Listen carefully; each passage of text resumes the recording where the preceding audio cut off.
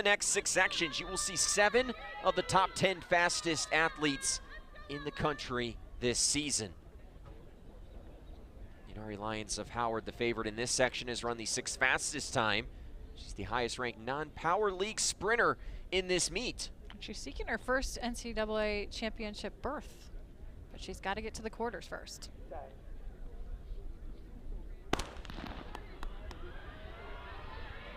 Lyons got a nice start in 6. Fairly even on the stagger. Maybe some inroads being made by Reese Webster of Auburn down in lane 3. Here comes Howard, or Lyons, I should say.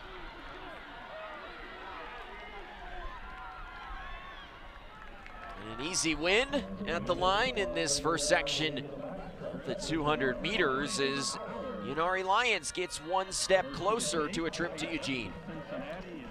Great closing speed from Inari Lyons. Came off that curve like a gangbuster and then just powering her way through the line. Kaya Epps in 2nd. Look at her just pull away from this field. Great top end speed to close out the 200.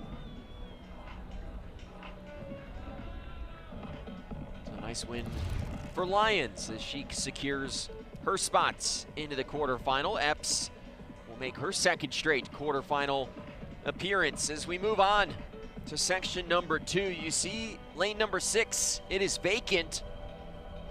That was supposed to be Kelly Ufudiyama of East Carolina. She's been one of the premier 200 runners in the country over the last couple of seasons, but injured in the 100-meter final at the American Outdoors a week and a half ago and chose not to compete this week. Well, if it was her choice, she probably would have competed, but I talked to Coach Givens earlier today, and she just, she's not close enough to 100%. He made the decision last night to hold her out of both the 100 and the 200 today. Certainly she's disappointed about it, but he was looking out for her long-term health, and she's one of the great young sprinters at the collegiate level, has a lot of good things to come, so we certainly wish her well in her recovery. She's won 7 straight titles in the American. Most likely would have won her 8th had she been able to run the 200-meter final. There's Alexis Brown, who's done a lot of winning in her career. 2-time NCAA champion at the Division II level during her career at Lenore Ryan, now running for South Carolina. Coach Hall said she's an absolute talent. Sometimes she puts too much pressure on herself. She lets the nerves get to her. That's something they've been really working on, is the mental side. Brown qualifying for the 100-meter final earlier today, trying to make it 2 for 2 in quarterfinal trips. Absence of Ufudiyama looming large. This field suddenly wide open with 3 guaranteed spots into the quarterfinals on the line.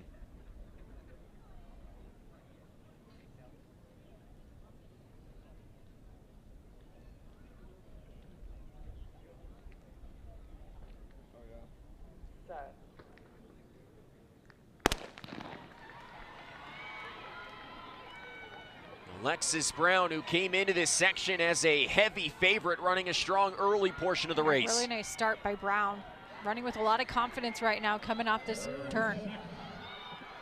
She will have to hold off Pachnelli Compere of Ole Miss. And she will do that. An easy W for Alexis Brown and another step forward on the road to Eugene for the South Carolina senior.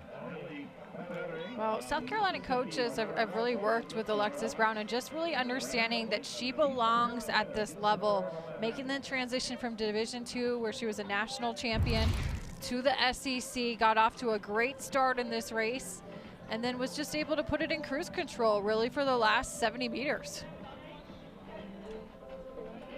She wins.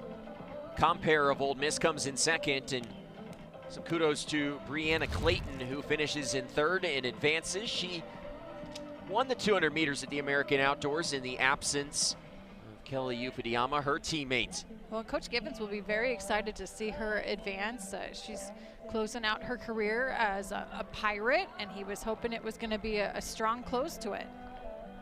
She's had an up and down season dating back to indoors, but peaking at the right time.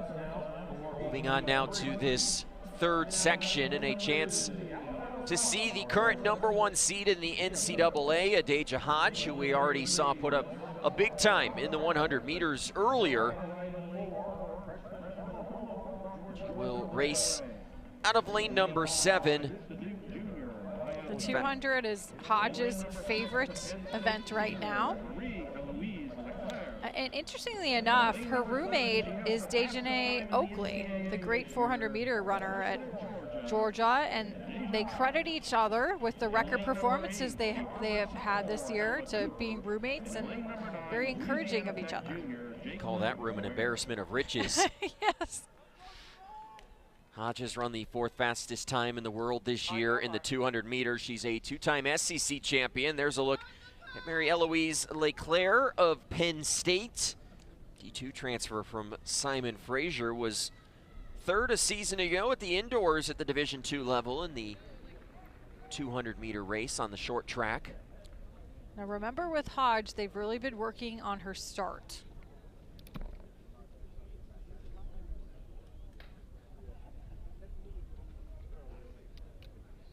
Hodge a favorite to win it all in Eugene, racing out of lane number 7 here in Lexington. And Hodge pays off all that hard work with an excellent start.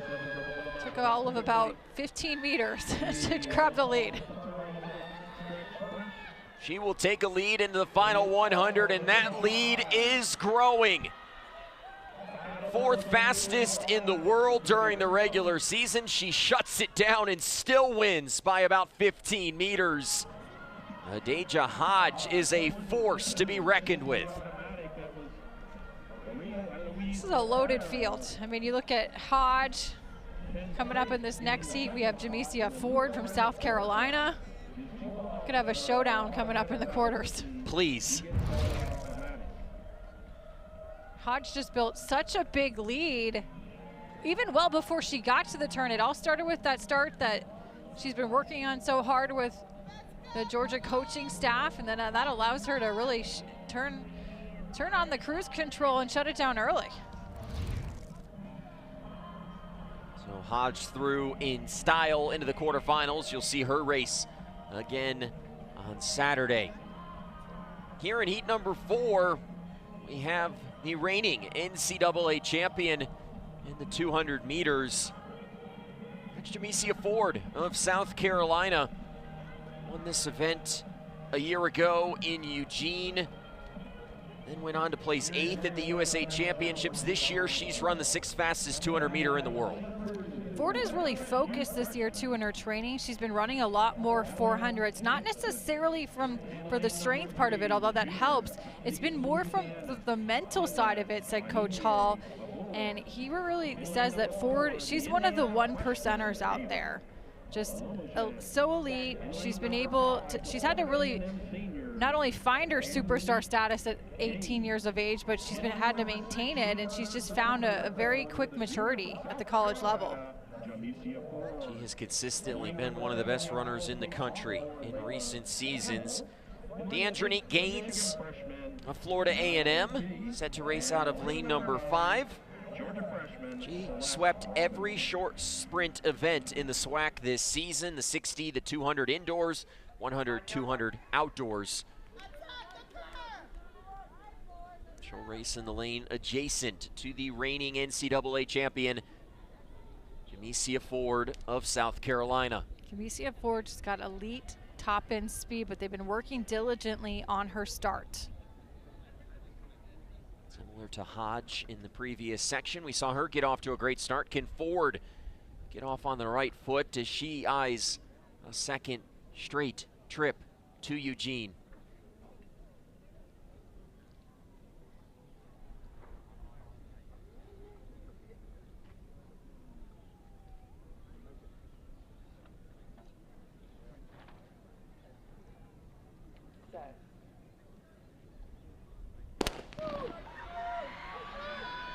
Ford out cleanly in lane number 6. She's being pushed though in those outer lanes and on the inside from Gaines, but has a lead here. That lead continues to grow, turning on the jets on that top end speed. Much like Hodge, she shuts it down at the end and picks up an easy win. National champion last year. All good so far here in Lexington. Wins it by about half a second over Gaines. Layla Campbell of Ohio State comes in third to pick up the AQ spot. The start has been the focus of Jamesia Ford's 200, and she's at her best through the first 15 to 20 meters. Then when she's really able to work that acceleration phase, that lift coming off the turn, Coach Hall said it's like poetry in motion.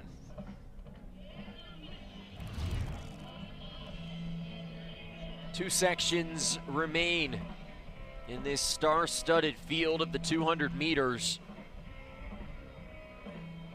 Top three of these 8 are going to advance to the quarterfinals on Saturday.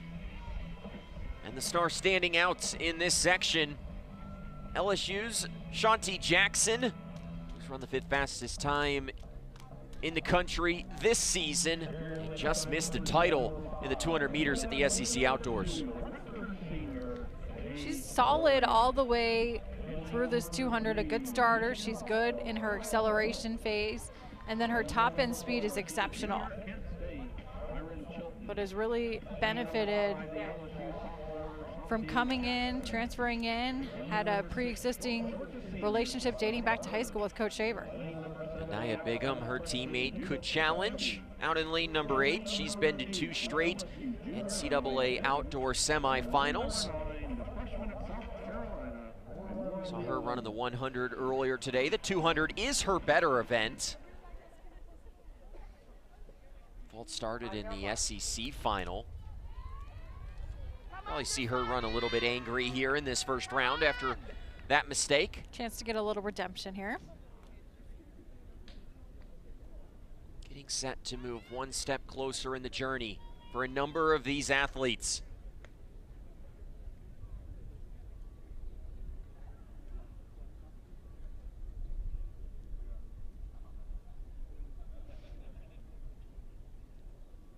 Penultimate section of the 200 meters.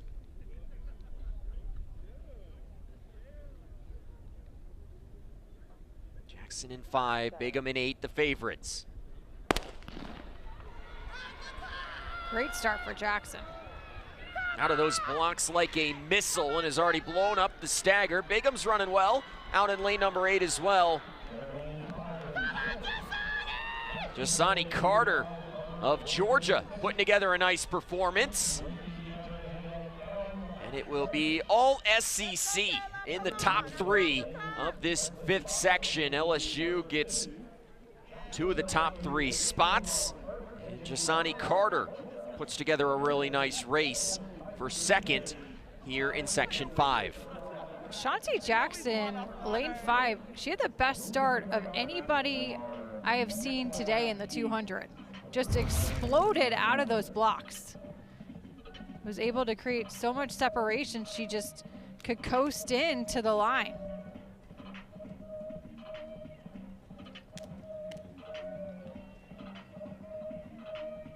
So Jackson marches on here in Lexington. One final section of the 200 meters. 3 more automatic qualifying spots on the line here. Gabby Matthews of Florida has already qualified in the 100 meters into the quarterfinals. Now we'll try to do that here in the 200 meters. She's run the 8th fastest time and was a runner-up indoors in the 200. And Matthews really a senior who has put in the work at Florida. Coach Holloway really talked about it. When you talk to him, he says it's stacking days, stacking workouts, just consistency. He said they take, for those of you old enough to know the movie Karate Kid, he said it's the Mr. Miyagi approach, wax on, wax off. Really a throwback right there, right? Yeah. I mean, Gabby Matthews and these athletes competing today, they may not even know what Karate Kid is. There's Kayla Jackson of Georgia, a 4-time SEC indoor and outdoor finalist in this discipline. On your mark.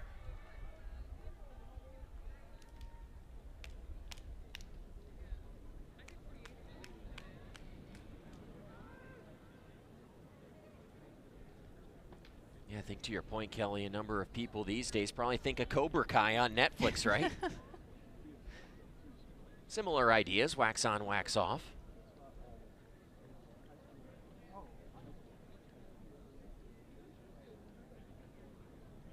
Final section of the women's 200 meters. Heavy SEC flair once again in this event. Need to be better than 23-23. Another clean start in the women's 200 meters. Kayla Jackson running really well right now in lane number 7. She's gonna have the lead with 100 meters to go. Here comes Matthews. Those two are gonna finish tightly at the line. Look like Kayla Jackson had Gabby Matthews by a step. Both of them are going to a final 22:59. That'll be good for the 5th fastest time for Kayla Jackson. Matthews just behind. Smith of LSU gets the AQ spot. And a nice job, Jackson getting off to a strong start to give her some breathing room. Matthews closing hard on that last 30 meters. So our quarterfinal is set. The 10K looming.